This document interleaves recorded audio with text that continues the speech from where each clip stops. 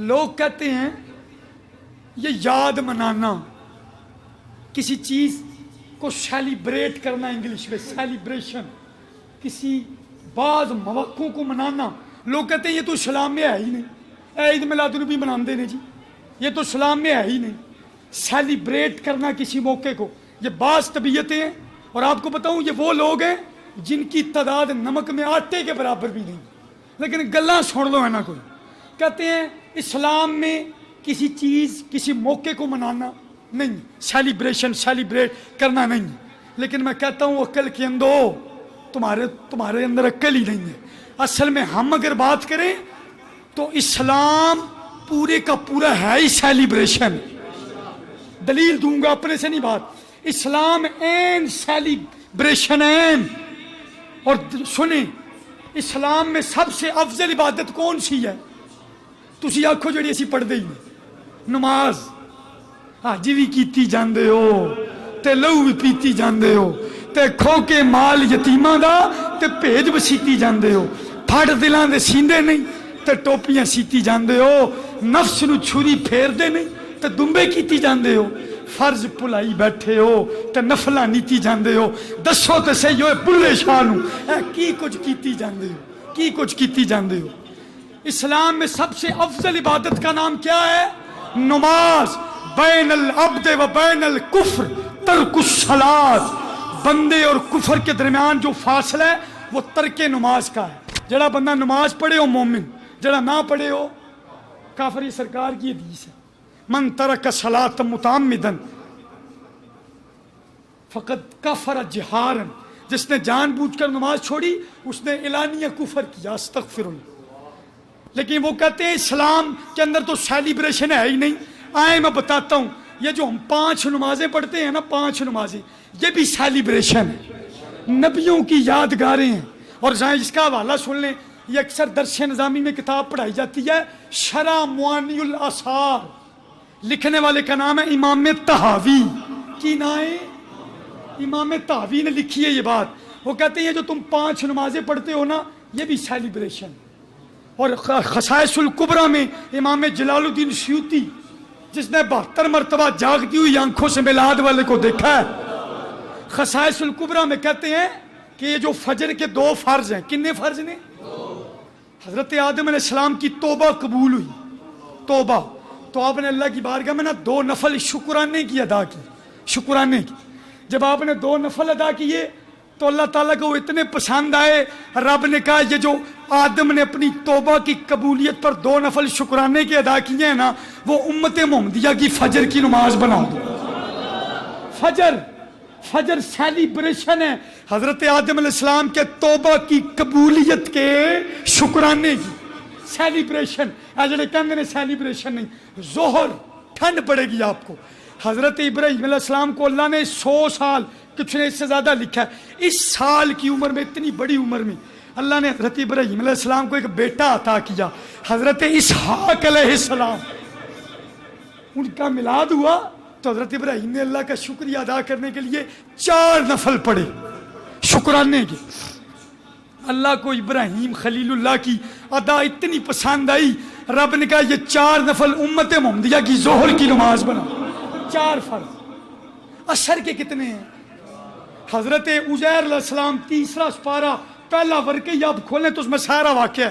آپ ایک بستی سے گزر رہے تھے تو وہ ٹوٹی پھوٹی تھی، آپ نے کہا نہ یحیی ھذہ اللہ بعد موتھا، اللہ ان کو کیسے دوبارہ زندہ کرے گا؟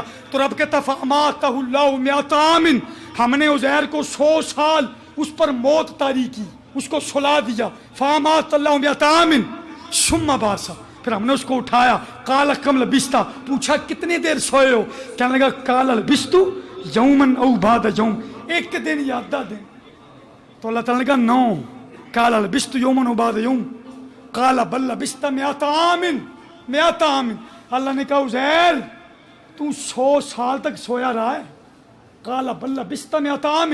پر رب نے کہا فانظر الی طعامک، اپنے کھانے کو دیکھو، و شرابک، آپ نے کھانا دیکھا جو 100 سال پہلے آپ کے پاس تھا، اس کے اندر سے دھواں نکل رہا تھا، 100 سال بعد دھواں نکل رہا تھا، پانی تازہ، آپ کا وجود سلامت 100 سال بعد۔ فانظر الی طعامک و شرابک، پھر اللہ نے کہا فانظر الی حمارک، اپنے کھوتے نو بھی تکو، جب گدے کو دیکھا تو اس کی ہڈیاں بوسیدہ ہو گئی.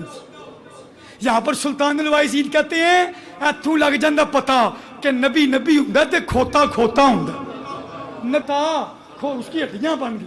پھر رب نے کہا اب ہم تیرے گدے کو بھی زندہ کر کے دکھاتے ہیں. خیر ایک بڑا لمبا طویل واقعہ ہے، کبھی وقت ہوا تو سناؤں گا.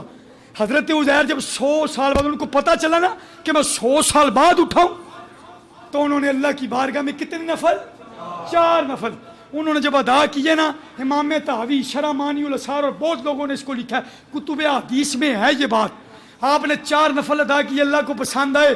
اللہ نے کہا اس کو امت محمدیہ کی اثر کی نماز بنا. مغرب کے کتنے فرض ہیں؟ ماشاءاللہ کتنے ہیں؟ اب اس میں 2 روایت ہیں. ایک نام آتا ہے حضرت یعقوب کا، ایک نام آتا ہے حضرت یونس کا، حضرت ایوب کا. ایک یعقوب کا یا حضرت ایوب کا یا یعقوب کا، ان دونوں میں سے ایک کا نام آتا ہے کہ جب اللہ تعالیٰ نے ان کو طویل بیماری کے بعد صحت عطا کی نا، تو انہوں نے صحت کی خوشی میں اللہ کی بارگاہ میں 4 نفلوں کی نیت کی. کنیا دی؟ 4 کی. جب کھڑے ہوئے، 1 رکعت پڑھی، دوسری پڑھی، تیسری پڑھی. تیسری کے سجدے سے اٹھ کر کھڑا ہونا چاہا، لیکن ابھی تھوڑی تھوڑی کمزوری تھی نا، تو کھڑا نہیں ہوا گیا، بیٹھ گئے. 3 پڑھیاں، سلام پھیر چھڑیا. اللہ نے کہا یہ 3 پڑھیاں یہ مغرب کی 3 فرض بنا دو امت محمدیہ کی. حضرت یونس علیہ السلام مچھلی کے پیٹ سے 40 دنوں بعد نکلے، رب کا شکریہ ادا کرنے کے لیے 4 نفل پڑھے. رب کو پسند آئے، رب نے کہا میرے محبوب کی امت کے 4 عشاء کے فرض بنا دو. میں کہتا ہوں مولوی صاحب آپ کہتے ہیں اسلام میں سیلیبریشن نہیں ہے، اس میں سیلیبریٹ کرنا یہ بدعت ہے، اور ایسا ہے تو آپ اپنی 5 نمازیں ہی دیکھ لیں. یہ تو 5 نمازیں یہ نبیوں کے شکرانے کے نفلوں کی یادگاریں ہیں، اور رب نے اپنی عبادت کو بھی نبیوں کی نسبت لگا دی. کیوں نہ تو بغیر تو ہڈیاں نمازاں نہیں. بڑی مختصر حج اسلام کا ایک بہت بڑا رکن ہے. امریکہ سے، یورپ سے، پاکستان سے، ہندوستان سے، جہاں سے مرضی کوئی مسلمان جائے، خانے کعبے انہیں حج کرن جانا ہے تو عمرے کرن جانا ہے، پینٹ کوٹ پا کے جا سکتے ہیں؟ بولتے نہیں ہیں سارے. وہاں پر جانا ہے تو 2 چادریں. یا اللہ کیوں؟ کیونکہ یہ ابراہیم کی سیلیبریشن ہے، ابراہیم کی یاد ہے، اس نے 2 کپڑے پہنے تھے. یا اللہ تیرے گھر آیا ہوں تو یا رسول اللہ انظر اعلیٰ اور لبیک یا رسول اللہ نہیں کہہ سکتا. رب کہتا نہیں، اتھے آ کہنا لبیک اللہم لبیک. یا اللہ کیوں؟ رب کہتا ہے آج سے 4000 سال پہلے میں نے اپنے خلیل کو کہا لوگوں کو بلاؤ حج کے لیے، اس نے آواز دی تو ایسا سارے نے سنی. حضرت ابراہیم نے کہا او حج کے لیے، میں بھی سنی تو تسی بھی سنی. جس نے جتنی مرتبہ لبیک کہا اتنی مرتبہ حج کرنے جائے گا. اگر نبی پکارے تو امتی سن سکتا ہے، تو جی امتی پکارے تو نبی کیوں نہیں سن سکتا؟ پکارا، لوگ پہنچے، لوگوں نے سنی آوازیں، جواب دیا. یا اللہ یہ لبیک اللہم لبیک کہنا ضروری ہے؟ کہا میرے یار ابراہیم نے آواز دی تھی، اس کی پکار کا جواب مجھے اتنا پسند آیا کہ میں نے اس کو بھی حج کی سیلیبریشن بنا دی.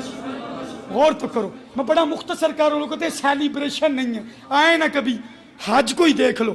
حج میں 2 پتھر ہوتے ہیں، خانہ کعبہ میں کتنے پتھر ہیں؟ اسلام پتھراں تو دور کرن آیا ہے یا نیڑے کرن؟ بول دے نہیں تسی دور کرن. لیکن اللہ دے گھر جاؤ تو وہ 2 پتھر ہیں، ایک کو چومنا پڑتا ہے، ایک کے پاس رب کو سجدہ کرنا پڑتا ہے.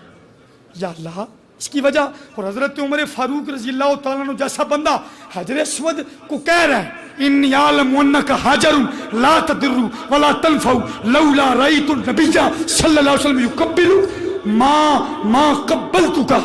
کہنے لگے میں جانتا ہوں کہ تو ایک پتھر ہے، انی اعلم انک، نہ تو نفع دے سکتا ہے نہ تو نقصان دے سکتا ہے، لیکن اگر میں نے خدا کی قسم ہے اگر اپنے نبی کو چومتے ہوئے نہ دیکھا ہوتا تو عمر تمہیں کبھی نہ چومتا. یعنی حجر اسود کو چومنا مصطفیٰ کے بوسے کی سیلیبریشن. تو کوئی استلام بھی کر لے، استلام کرے تو یہ روایات میں آتا، ٹائم نہیں ہے وضاحت کا، یہ قیامت والے دن استلام کرنے والے کی شفاعت کرے گا، چومنے والی کی شفاعت وہ دے پیو دا نال ہے. وہ یارو حج میں اتنا رش ہوتا ہے، اگر حجر اسود اپنے استلام کرنے والوں کو نہیں بھولتا تو نبی اپنے سلام کرنے والوں کو کیسے بھول جائے؟ ہاں جی، حجر اسود اس کو چومنا بھی کیا ہے؟ سیلیبریشن، یاد منانا.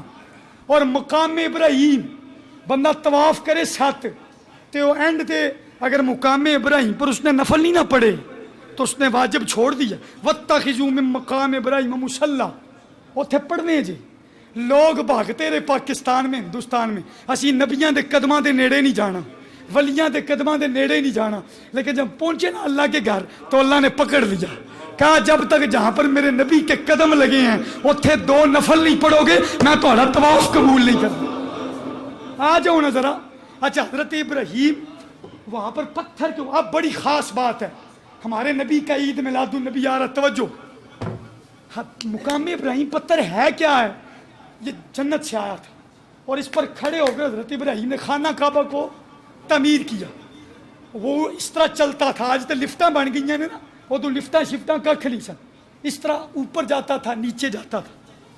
اس پر جب آپ نے خانہ کعبہ تعمیر کر لیا نا تو آپ کو پتہ جب مزدور اپنا کام پورا کرتا ہے تو اس کو مزدوری تو چاہیے ہوتی ہے. حضرت ابراہیم نے کہا یا اللہ میں نے تیرا گھر تعمیر کر دیا، اب مجھے مزدوری بھی چاہیے، اور پھر مزدوری مانگی. حضرت ابراہیم نے بڑے بڑے پتھروں پر پیر رکھے لیکن کسی پتھر پر پیر جمے نہیں. اس پتھر پر کیوں جمے؟ اس کی وجہ علماء بیان کرتے ہیں کہ یہ وہ پتھر ہے جس پر کھڑے ہو کر ابراہیم نے میلاد مصطفیٰ کی دعا کی تھی. یا اللہ بھیج دے میلاد والے رسول کو. اب رب کہتا ہے پاکستان سے میلاد مناؤ نہ مناؤ، لیکن جدو میرے گھر آؤ گے تو میں ابراہیم دے پتھر کول، مقام میں ابراہیم کول تاڑے کول میلاد نہ منوایا تو گل کرو. وہاں پر تمہیں آ کر نفل پڑھو گے، تم آؤ گے اور دیکھیں جڈا مرضی کو وڈی داڑھی والا مولوی ہو پڑھنا پڑتا ہے، ورنہ اس کا طواف ہے ہی کوئی نہیں، وہاں پر پڑھنا پڑے گا نفل. اور اس کا وجہ کیا ہے؟ رب کہتا ہے کہ یہ وہ پتھر ہے. میں کہتا ہوں تم نے میلاد کیا مٹانا ہے؟ تم تو میلاد کی نشانی بھی نہیں مٹا سکتے. کسی کی جرت ہے تو ہٹا کے دکھائے، وہ پتھر ہٹا سکتا ہے کوئی نہیں. تو جب تم ابراہیم کا وہ منبر جس پر انہوں نے میلاد کی دعا کی تم اس کو نہیں مٹا سکتے تو میلاد مصطفیٰ کو کیسے مٹاؤ گے؟ اعلیٰ حضرت بولے مٹ گئے، مٹتے ہیں، مٹ جائیں گے آدھا تیرے، نہ مٹا ہے نہ مٹے گا کبھی چرچا تیرا.